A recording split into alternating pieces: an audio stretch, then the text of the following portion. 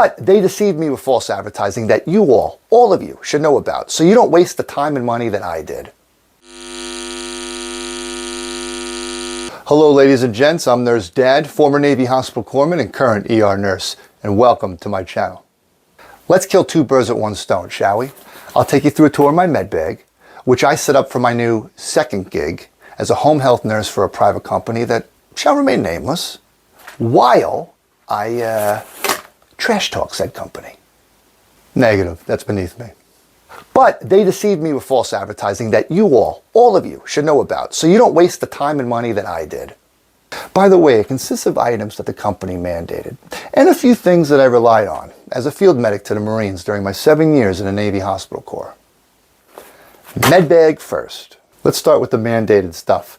As you can see, before I even open the bag, I have my Litman Stethoscope. I don't think you can find a single health provider in a hospital who's not wearing a Litman's. And I have to say, from my experience, Litman's is the way to go. It's a reliable stethoscope. Sometimes, a piece might come off, it might get snagged. They sell repair parts and they're not that expensive. Fun fact they don't often tell you, I keep this in my pocket at work. I don't drape it around my neck. A lot of people do that. The sweat around your neck, if you wear it like this long enough, it can ruin the integrity of the stethoscope. And they're pricey. They will last a long time if you take care of them. So if you do wear it around your neck, don't let it touch your skin. I like to put it in my side pocket. Some people, they have like these little holsters, kind of look like medical cowboys, but instead of a pistol, it's a stethoscope. Let's open this bag. This bag I purchased, it's pretty basic, small. My trauma kit in the Navy wasn't too much bigger. Pulse ox was mandated. It works. You get your pulse ox that for a healthy person should be between 96 and 100%, and you get heart rate. We have to check blood pressure, right? So I have a device for that. That was also mandated. And last but not least, mandated by the company, a thermometer. I should have 2 thermometers, one for rectal, one for oral. 10 seconds, you have your temperature. It's fantastic and not expensive. The rest of the gear are items I felt I needed. A pen light, basic pen light. I'd activate it, but I realized I forgot to put batteries in it. Perla is something that I take very seriously. Pupils equal, round, or reactive to light and accommodation. One of the things I want to know off the bat, are the pupils equal? Are they round? Are they reactive to light?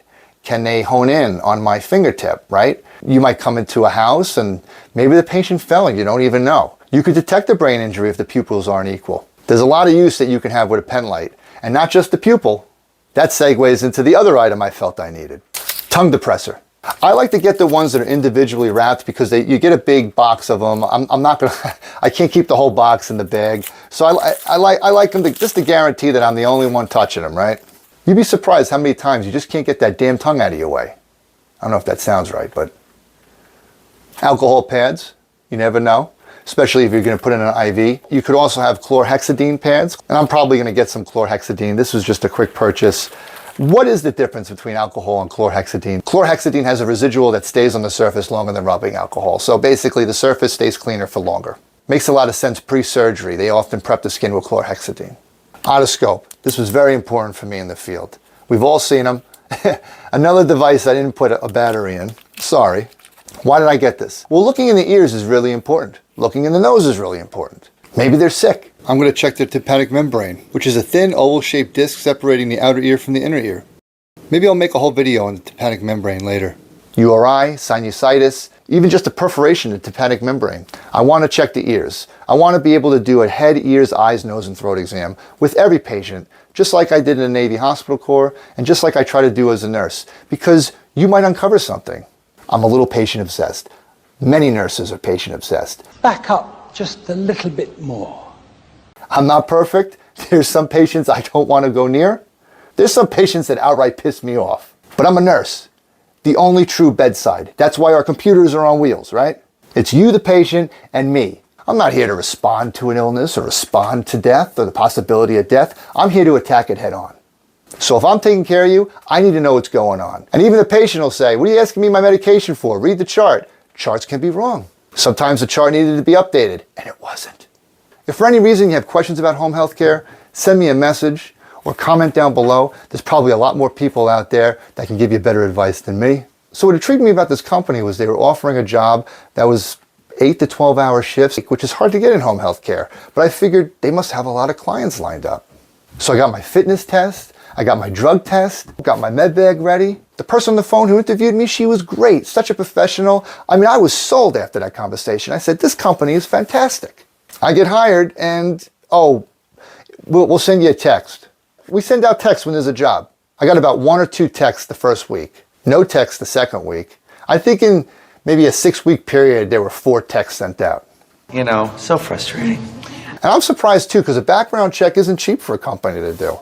It costs like $160 or so just to even do it, for a third party to do it. And then there's the local fees and the state fees. Everywhere they check, it could come to like $400 or $500, if not more, just to check someone's background. So I don't know why they would string nurses along, hire a whole bunch of people just to have them and manipulate them from the beginning. Try to sell them on the fact that they could work almost as many hours as a hospital or whenever they want, but there'll be shifts available all the time. So if you want to work in the ER like me and you want to have this side gig when it's convenient for you, that's great. There's a lot of jobs available. That's how they sold it to me, but it was not true. My advice to you when you talk to somebody, really call them out. It's very easy to go on an interview. You want a job. They sound so nice. We kind of hold back, go along for the ride, soak in all the pleasantries, let that sweet sounding voice just whisk away our concerns because they sound so professional. They're saying everything I want to hear.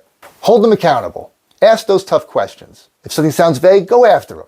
Anyway, if you like this video, please like, share, and subscribe. There's information down below in the description on my children's book, my 2 free guides.